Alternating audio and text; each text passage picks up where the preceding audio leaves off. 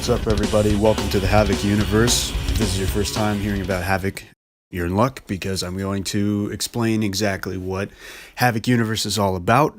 And in the meantime, you get to watch me do a little bit of art. So I'm going to give you a little bit of context for what you're looking at, and then I'm going to go into what HAVC Comics is all about. So what you're looking at right now is a Dreg. They're similar to zombies, but they're not quite zombies. They're a lot smarter and faster, and they can actually talk to each other and form hunting parties, things like that. I just find them a little bit more interesting than the general zombies that are running into walls and things. HAVC Comics is really about the idea that comics so far have become a little overpowered.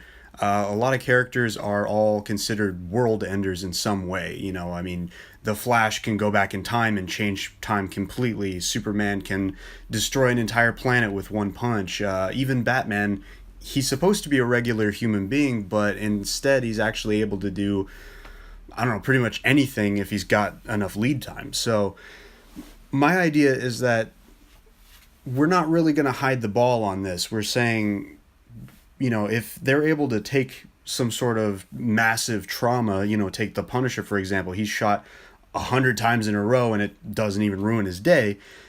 Well, my characters are pretty much just like, yeah, that's a superhero.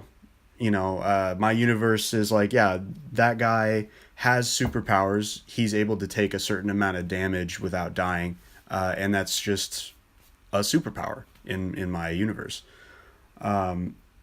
Whereas in a lot of other universes, they're not necessarily considered superheroes. They're considered vigilantes or just regular humans. HAVC Comics, HAVC, actually stands for Hyperbolic and Veristic Comics.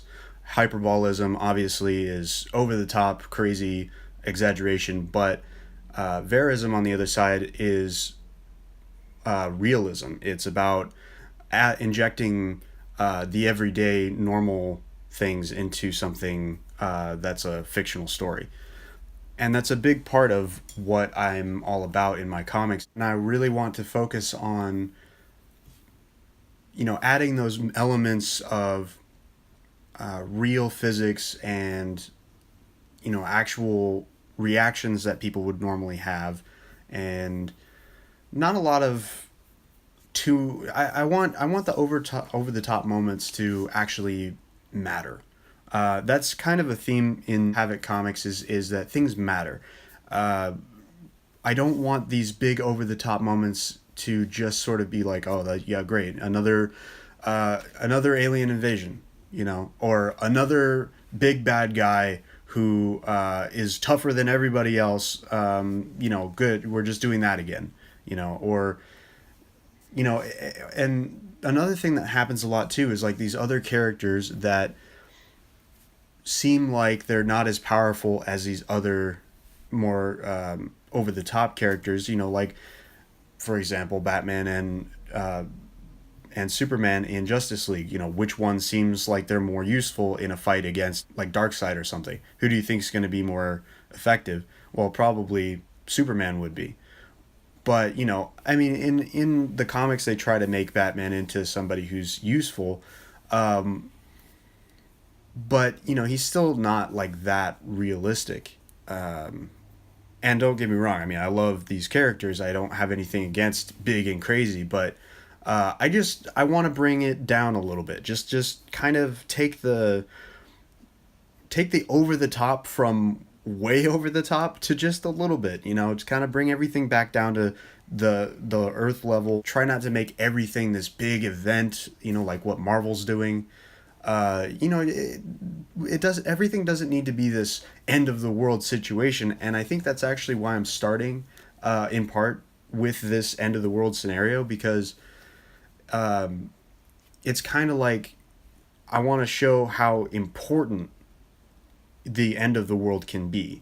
And then when the world isn't actually ended, because the next couple of stories are going to be before all of this, in a way, I want that to actually mean something, like something to keep in mind, like the world could end with what's happening in the rest of the story, but it's not necessarily a for sure thing. And the other thing that happens a lot in these big name comic book industries is that they like to make a lot of like one shot stories that just don't matter. They're, oh, it's an Elseworld story. It didn't really count for the main canon. I mean, pick up any Batman comic. I mean, is this canon? Is that canon? You never know, because they have like a bunch of different universes, and they don't even really tell you a lot of the time which one's in what universe. So your favorite story might not even be canon considered. Anyway, so with my comics, I really want to have that focus on easy to understand canon. Every story that I make is canon in some way, and it is connected and it matters. And there's a focus on realism and actual physics. Like one of my main things that I hate is when like a grenade goes off and there's like just this big fireball. Like, that's not true. That's not what happens. A lot more smoke and dust, and I want to try to have a lot more like weather being an issue, and just those mundane things that kind of sounds like, oh, that's kind of a dumb thing to add, but I don't want it to be like the main focus. I want it to just be something that happens in the story that I think a lot of artists might shy away from. A lot of like dust, or a lot of rain, or carrying on certain traits. Like, for example, if in a story someone breaks their arm, I'm not going to have 2 pages down the line him using that arm to like beat someone up. He's going to be holding his arm close to his body and using his other arm. Or somebody gets shot, it's going to take a few issues. It's going to take maybe by the end of the issue, or a time lapse eventually. But when they heal from it, it'll still be something that bothers them. It's still going to be, I'll remember that time I got shot. Yeah, it still hurts. They just don't do that a lot in comics, where something happens to the main character and it affects them throughout the entire series. It's only with those big moments, those big important things. But like, Batman's never going to lose an eye. Superman's never going to have the lower part of his body paralyzed for a long period of time. I mean, yeah, I know they did that with Iron Man, but they didn't really like make it that important. And then it's not even canon anymore that he broke his back. It's a whole other thing now. So I hate that canon now has just become like, oh, it's just whatever you want. Like, no, it's not. It's whatever the writer wanted, and it's whatever was written should be canon. There shouldn't be anything that's just, oh, you can read it, but it doesn't really matter that much. Not in HAVC universe. Every story is going to be canon. Everything that happens has a reason for being there. So I'm going to talk a little bit about Atlas of Men, get into the plot, and just sort of explain the overall feeling of the story. So Atlas of Men starts out, you're in the back of a truck, and there's a guy who's completely covered in bodies and blood. He sort of has no idea who he is, and he emerges from this to find out that he's in this post-apocalyptic wasteland. Of course, like I explained earlier, the dregs aren't mutants or anything like that. They've actually just been experimented on. So there's not a focus as much on nuclear fallout. Actually, there's no focus on nuclear fallout. In my universe, that's not how this happened. It's more that the governments have failed. So after he exits the truck, he's looking around in this wasteland, and he finds these dreg characters and immediately gets in a fight with them. And after getting in a fight with them, he figures out that there's this other faction, and then they kind of teach him about this bigger faction, and the story is really about him figuring out who he is and what that means to these two factions, what his place is between the two factions, and what he's supposed to do about the factions. And there's actually a different focus on what it means to be a good person and a good man. So the two factions are the followers of Titus Sabius and the people of Sanctum. Sanctum is an industrial facility. It does a lot of like metal work and things like that. And they both have their own governments and societies and things like that, and they're constantly fighting back and forth. Sanctum, of course, has being a large facility, it has walls and fortifications, so it's harder to get into. And they're much more advanced. They have all sorts of technology that the followers of Titus don't have. The followers of Titus are a bit more nomadic. They're constantly running around the city and finding resources. And there's going to be drawn a lot of parallels between the two factions, specifically between the two leaders. And there's sort of a mystery as to the main character about what his purpose is in this situation and why the two factions seem to have an interest in him.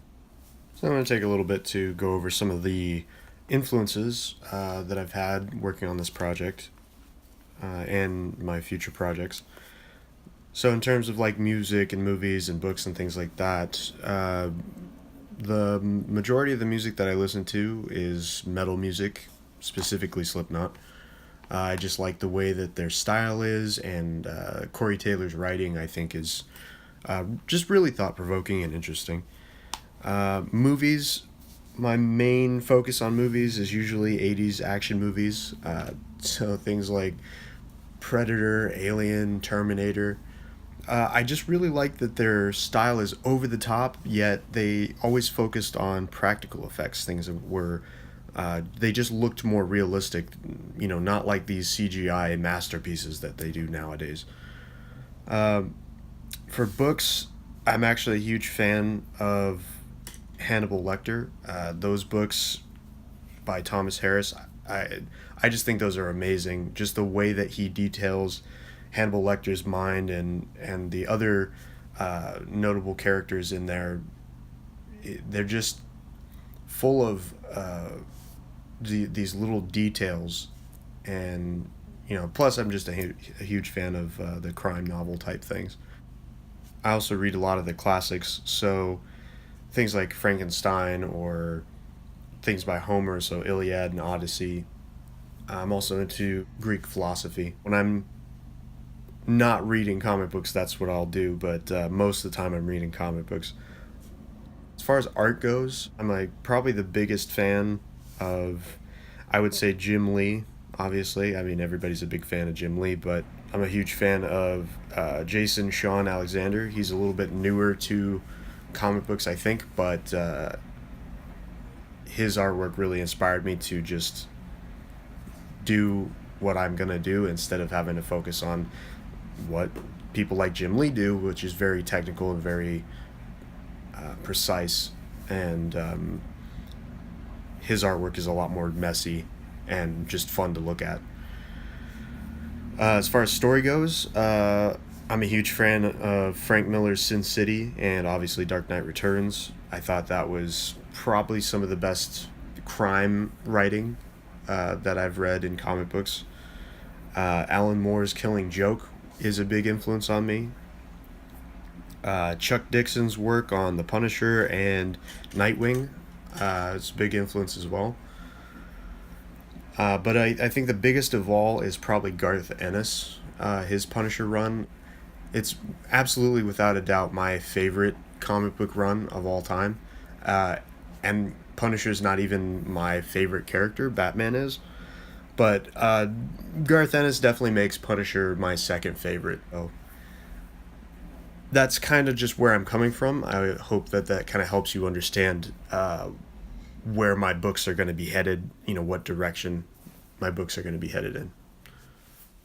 So that about wraps it up for this video for Havoc Universe. I hope you liked the art, I hope you liked the video, and I hope that it got you excited a little bit about the upcoming project.